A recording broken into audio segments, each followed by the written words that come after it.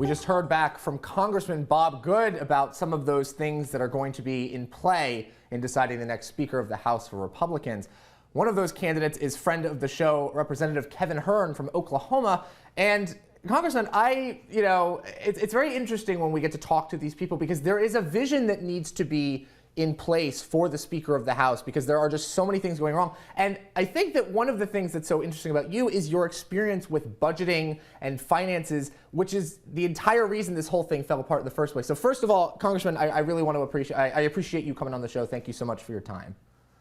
Doug, it's always good to be with you. Thanks for having me. Of course. So let's go right into that thing. Let's say your budget experience is, to me, one of the biggest reasons why I think you would make a really good speaker. So how would you use your budget experience as a tool when you are, or if you become Speaker of the House?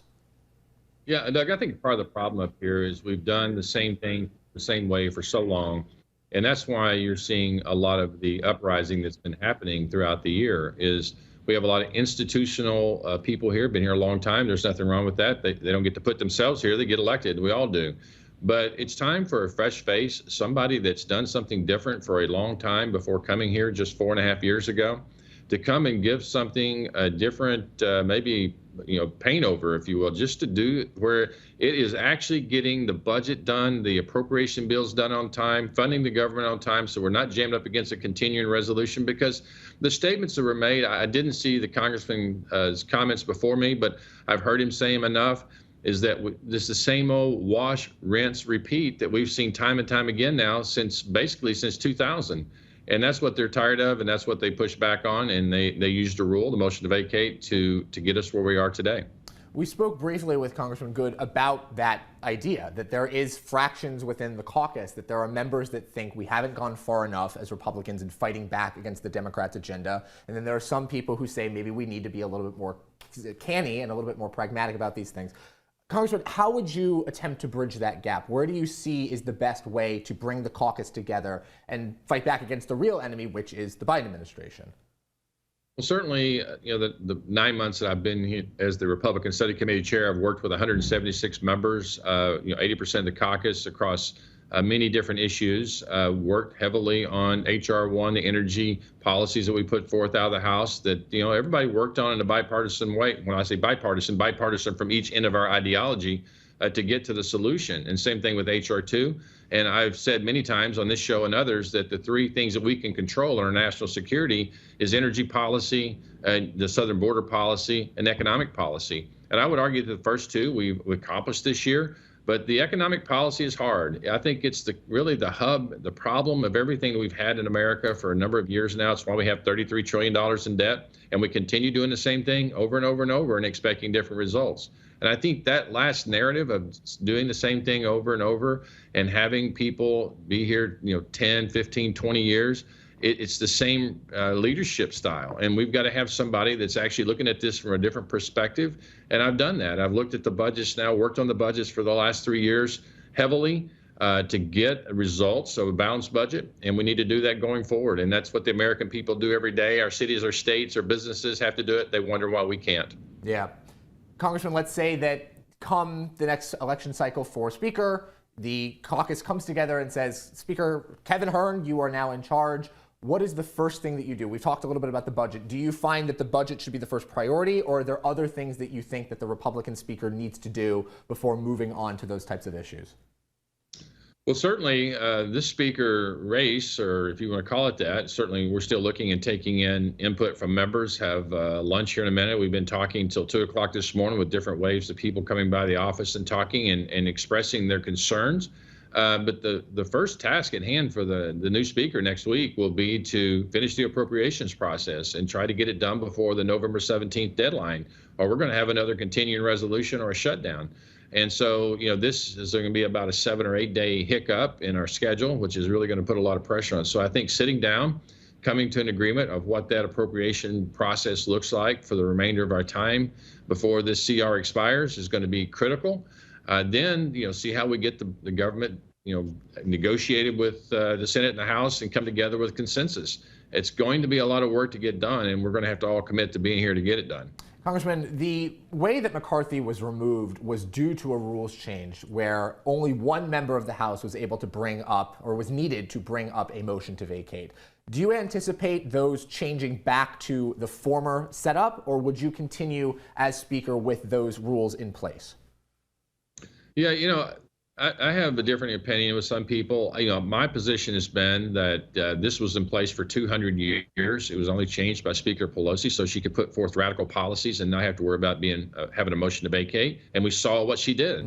She would never threaten her speakership, and some wonder why she was able to do so much.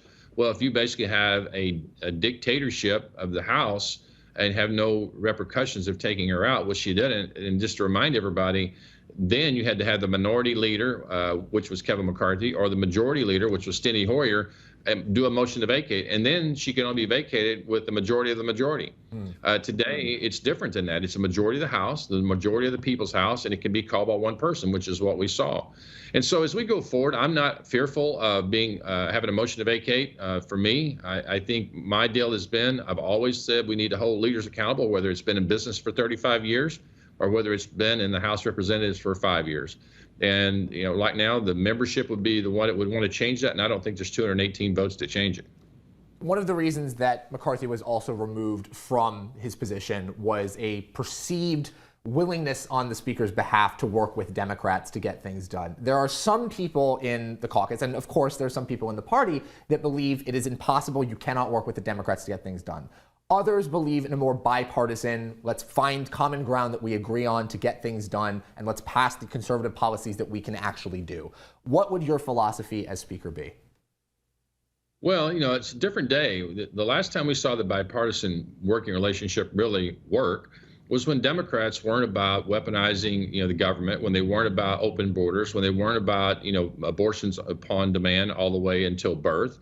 All these things, they're taking all your guns away. So there is no happy medium. There are no so-called moderate Democrats left of what we know the Democrat Party. That's why you're seeing, these states become blue states, is because the people are leaving as red states, grow larger and larger because they want their freedoms. And the Democrat Party right now is so much different than it was, back when there could be bipartisan deals. So would you say if the Democrats were willing to moderate, which, let's be frank here, it doesn't seem to be the case, the issue isn't less with bipartisanship, it's more with the current state of the Democratic Party?